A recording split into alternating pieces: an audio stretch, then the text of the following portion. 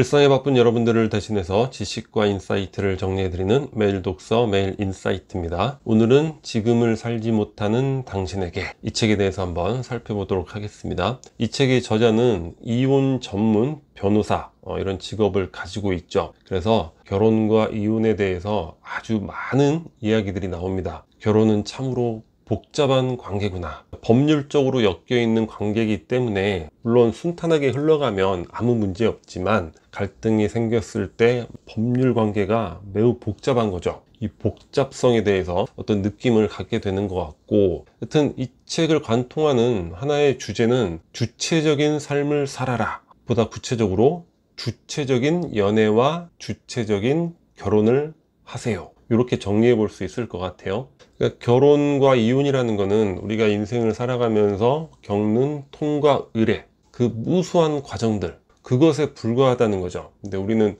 결혼을 내 삶의 전부이냐, 이거 잘못해서 인생이 뭐 망가진 것처럼 이렇게 과장해서 해석을 하고, 또 감정을 과장해서 소진하고, 이런 경우가 많다는 거예요. 내가 행복하지 못한 이유는 행복한 가정이 없어서 그런 것이 아니라 행복한 내가 없어서 그런 것이다. 주체적인 삶, 주체적인 결혼, 이혼까지도 이렇게 강조를 하고 있습니다. 이 책에 여러 많은 내용들이 있는데, 그 중에 개인적으로 흥미로웠던 부분들 간단하게 살펴보도록 하겠습니다. 이 책을 읽으면서 갖게 되는 개인적 인사이트가 법률로는 한 번으로 족합니다, 이런 소제목으로 정리를 해볼 수 있을 것 같아요. 자, 책 속에는 1번 재혼의 경우를 이야기를 하고 있어요. 그러니까 한 번 이혼한 경우에 굳이 법률론을 다시 반복할 필요가 없다. 왜냐? 그러니까 이혼 전문 변호사로서 많은 이혼을 지켜보게 되잖아요. 근데 재혼 이혼의 경우가 너무 힘들다는 거예요. 그러니까 이런 경우에는 내가 재혼해서까지 이혼하는구나, 사람들이 날 우습게 볼 거야, 이런 걱정과 두려움에 휩싸여서 삶을 포기하는 경우도 간간히 본다는 거예요. 그러니까 굳이 그렇게까지 나갈 필요가 있겠는가. 아까 말씀드렸듯이 결혼은 법률 관계가 복잡하다고 했잖아요. 그러니까 가장 중요한 법률 관계는 역시 돈이죠. 상속이라든가 이런 부분이 되는데, 이 재혼 가정의 경우 이러한 그 금전적인 문제로 갈등이 굉장히 심하다고 그래요. 때로 복잡하고 아주 비정하기까지 하다고 합니다. 그래서 법률로는 그냥 한 번으로 족하다, 이렇게 생각을 하고, 재혼의 경우는 굳이 법률론까지 갈 필요가 있겠는가, 이게 이 책의 이제 저자가 주장을 하는 건데, 저는 거기에 플러스 하나를 더해 봤어요. 뭐냐면 법률론 전에 동거혼이 필요하지 않은가. 그러니까 유럽이라든가 이런 나라들은 동거혼 제도가 있잖아요. 그러니까 결혼보다 법률 관계가 굉장히 심플한 그런 동거혼 제도를 유지하고 있고, 프랑스 같은 경우는 절반 이상이 동거혼을 하고, 그리고 법률혼을 하고 좀 더 작은 비중을 차지한다는 거예요. 일단 우리가 저출산 문제가 있다, 0.7%의 출산율이라면 뭐라도 해야 되잖아요. 그러니까 출산율을 높이기 위해서라도 이런 거는 반드시 즉시 도입을 해야 될 것 같고, 자, OECD 비혼 출산이 무려 43%라는 거예요. 근데 우리 한국은 2.6%입니다.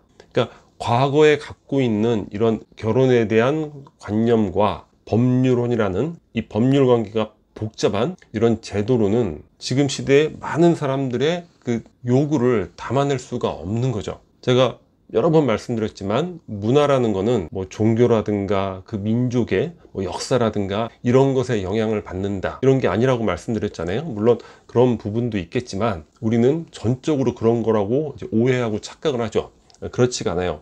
문화라는 거는 소득 수준에 따라서 달라지는 거예요. 그러니까 소득 수준이 비슷한 수준이면 다른 민족, 다른 종교, 다른 지역에 살아도 비슷한 문화를 갖게 되잖아요. 소득 수준이 높아지면 어느 지역이나 집단주의에서 개인주의로 변화되는 것이고, 이외에도 여러 삶의 모습들이 비슷해지는데, 우리는 우리의 소득 수준이 선진국 수준으로 올라왔지만 결혼 제도에 있어서는 전혀 문화적으로 그 변화된 부분들을 받아들이지를 못하는 거죠. 일단 저출산의 문제, 출산을 안 하는 게 문제가 아니라 커플이 이루어지지가 않는 거예요. 법률론이라는 건 너무 복잡하기 때문에 결정하기가 힘든 거죠. 아니 정말 신중하게 결정해야지 이렇게 하다 보면 계속 늦어지는 것이고, 출산의 경우는 우리나라의 경우도 보통 주변에 봐도 2명 정도의 아이를 갖는 경우가 굉장히 많죠. 어떤 경우에는 3명 이상도 보게 되는 것 같아요. 저출산은 결국 출산의 문제가 아니라 커플을 이루지 못하는 문제다. 그러면 젊은이들에게 보다 쉽게 커플을 이룰 수 있는 방법, 보다 가볍게 커플을 이룰 수 있는 방법, 보다 용이하게 함께 사는 경험을 해볼 수 있는 그런 방법, 그런 것들을 우리 사회에서 제공을 해줘야죠. 그리고 제가 검색해 보니까 지금 저출산위원회에서도 우리나라에도 이런 제도가 필요하지 않은가 논의를 하고 있다는데, 보다 빠르게 좀 광범위하게 논의를 해서 신속하게 이런 제도를 받아들여야 되지 않을까. 그래서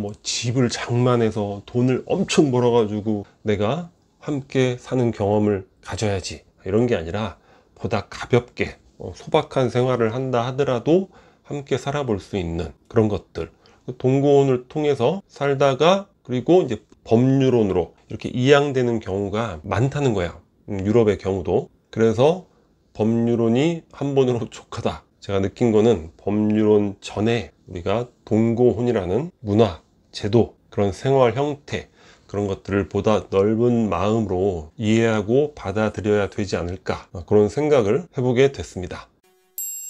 자기 자신을 탐험하라.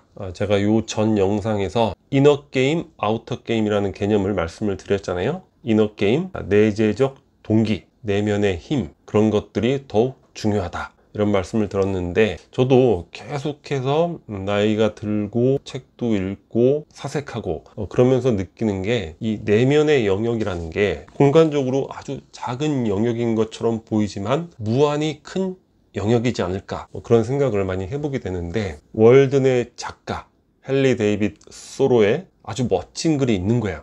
이 글을 소개를 한번 드려보고 싶었습니다. 그러니까 우리가 삶에서 맞닥뜨리는 문제는 대부분 자신을 알지 못하는 데서 오는 것이다. 이 저자가 이 책 전체에서 계속 반복해서 강조하는 부분이거든요. 저자도 이 글에 많은 감명을 받았다는 거예요. 소로가 자기 자신을 탐험하라. 자, 소로의 글입니다. 진실로 바라건대 당신 내부에 있는 신대륙과 신세계를 발견하는 콜럼버스가 되라. 내면이 신대륙, 신세계, 각자는 하나의 왕국의 주인이며 그 왕국에 비하면 러시아 황제의 대제국은 보잘것없는 작은 나라에 불과하다. 얼음에 의해 남겨진 풀더미에 불과하다. 자, 내면이 신대륙, 신세계에서 러시아 대제국까지 넓어졌죠. 그대의 눈을 안으로 돌려보라. 그러면 그대의 마음속에 여태껏 발견하지 못하던 1000개의 지역을 찾아내리라. 정말 다양한 많은 것들을 내면 속에서 느끼게 되는 것 같아요. 그곳을 답사하라. 그리고 자기 자신이라는 우주학의 전문가가 되라. 최근에 느꼈던 것들이 이 소로의 글에 아주 명확하게 정리가 되어 있는 것 같습니다. 자기 자신이라는